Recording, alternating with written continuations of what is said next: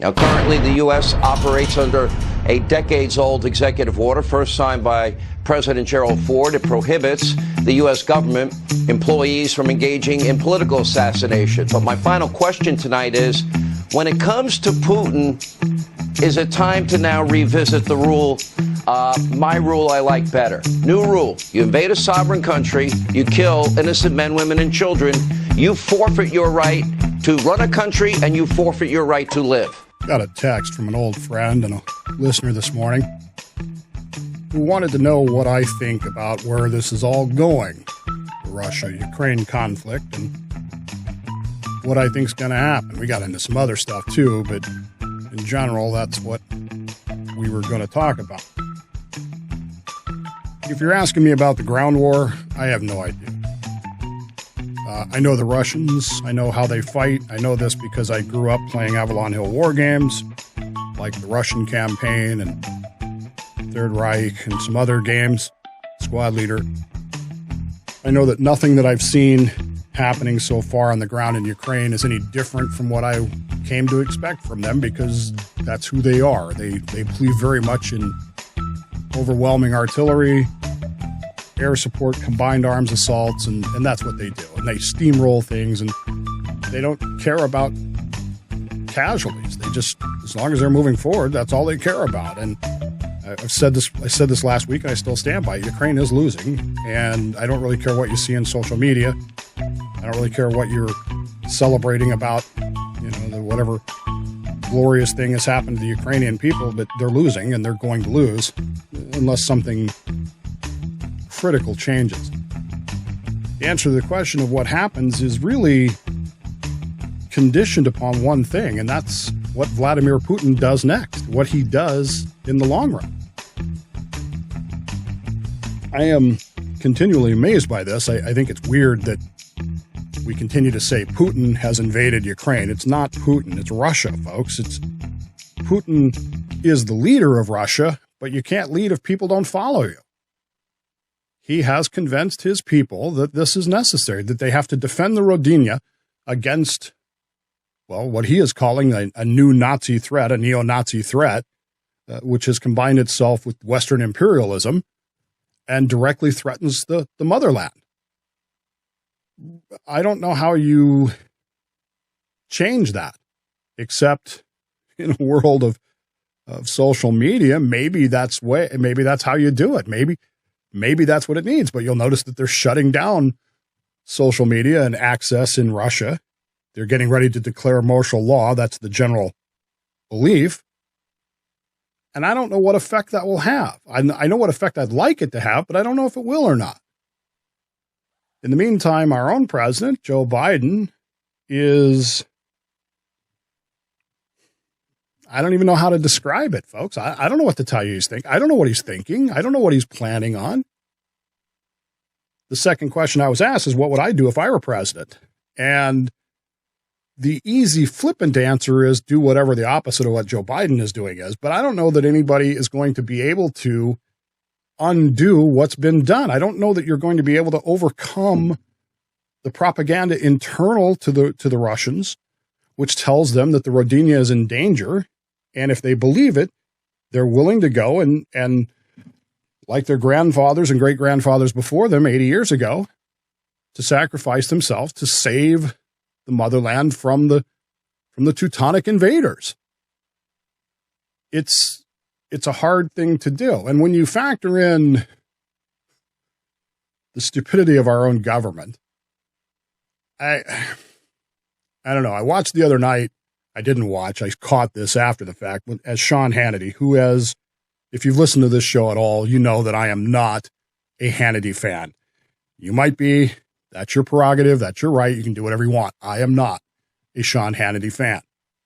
Sean Hannity, in my view, is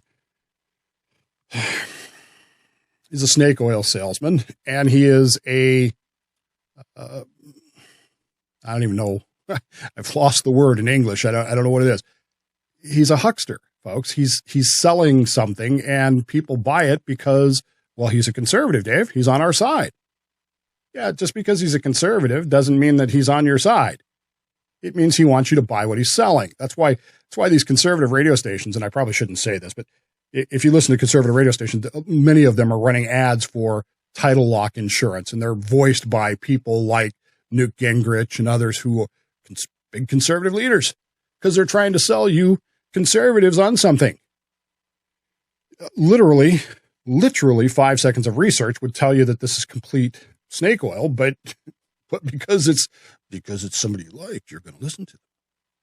And in the meantime, you get this media call with Hannity for assassinations. Hannity went on the air and said, it's too bad that we have an executive order, I'm paraphrasing, that prevents American forces from being involved in political assassinations of foreign leaders. It was signed by President Ford. It's true. He said, and I quote, I like my idea better, unquote. His idea is, let's send somebody over there to assassinate, to kill, to murder Vladimir Putin. Lindsey Graham followed this up. In case you missed it, Lindsey Graham followed this up by saying that he wants somebody inside of Russia to assassinate. Lindsey Graham is a sitting senator of the United States. He is a member of the United States government who publicly called for the assassination of Vladimir Putin. Now, look, I'm not Vladimir Putin, but I know how I would react to that if I were. Do you think he's going to react any differently? Do you think he's going to go, well, they didn't really mean it? Well, he's going to say it in Russian. If we start calling for the assassination of foreign leaders, what's their response? You shoot ours, we shoot yours. We're being pushed into this, and I'm uncomfortable with the way that things are happening right now, because I feel like we're being told that if I'm not waving a Ukrainian flag, if I don't have a Ukrainian flag on my profile, that I'm pro-Putin. Let me be absolutely clear about this. I'm not pro-Putin. Putin is a communist. Putin is KGB. He's the worst. He is the black heart of the communist system. I hate him. Spent most of my adult life fighting against them. And I resent being told that because I'm not waving a Ukrainian flag, that somehow or another I'm pro-Russia, pro-Putin. Well, maybe I'm sensitive to this, but I'm not. So to answer the question, what do I think is going to happen? Let me caveat all this by saying I am not a senator in the United States. I am not a congressman. I am not briefed by anybody. I'm not in the military. It's my opinion. Take it for what it's worth. Number one, Ukraine is losing and will lose this war. The weight of numbers, which is what the Russians have always done, going back to Avalon Hill's The Russian Campaign, will make that happen. The Russians, again, they don't necessarily care about casualties, folks. I know it sounds strange to us, but they don't. Gains are what counts. A NATO intervention, if there were to be one, means that Ukraine still loses. Why? Because Ukraine is ground zero. Even if NATO intervenes in this, Ukraine will be utterly destroyed, laid waste. It will be the grounds where the fight takes place. Now, there's some military things here that we could get into, the maintenance on Russian vehicles and the convoys and that sort of thing. And we assume that we're better at it than they are, but do we know that for a fact? Because I don't. In fact, I keep reading stories about how we're having maintenance problems with our services because of cutbacks and because of COVID and because of pronoun training. So I wouldn't just assume that we're better than they are on the ground just because we're NATO and they're not.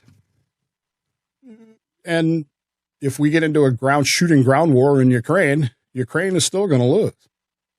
In addition to what happens elsewhere around the world. We're being dragged into this.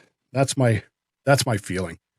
When Lindsey Graham is out there calling for assassinations of foreign leaders, when you have leaders of other governments and other members of our own government calling to enforce a no-fly zone over Ukraine, we're being dragged into this by ourselves. It's not, I don't necessarily think it's the Russians trying to drag us into it, but we are being dragged towards this. And if we go into this, we need to understand it is not going to be pretty, nor is it going to be cheap. We're being dragged into it by false appeals to our patriotic nationalism. The whole, if you're not flying a Ukraine flag, you're a Putin supporter thing. Nationalism, by the way, being one of the three causes of the First World War: nationalism, militarism, and imperialism. Now, you could make an argument to apply all of that here, couldn't you? Russia's militarism, NATO's nationalism and imperialism, militarism being thrown in there, and now this false nationalism that we're being told that we have to defend freedom in Ukraine. That's strange to me. We have to defend freedom in Ukraine. Really? Why aren't we defending freedom here first, and then we can worry about defending freedom in other places?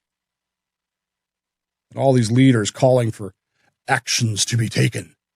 We need to assassinate foreign leaders. We need to enforce no-fly zones.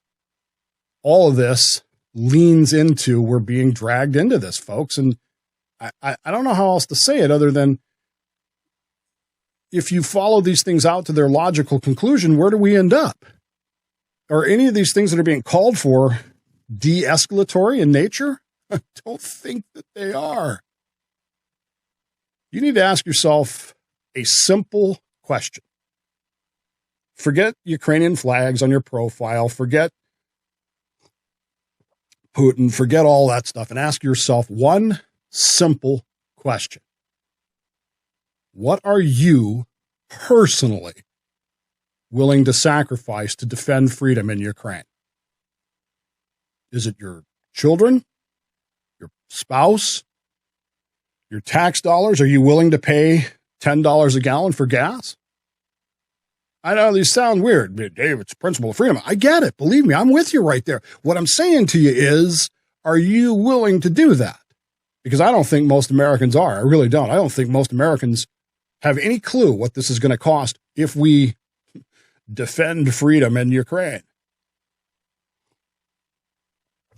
Most of all, what it's going to cost is lives. Whose lives are you willing to sacrifice? Whose lives are you willing to put on the line for this? Because you're probably not going to go, right?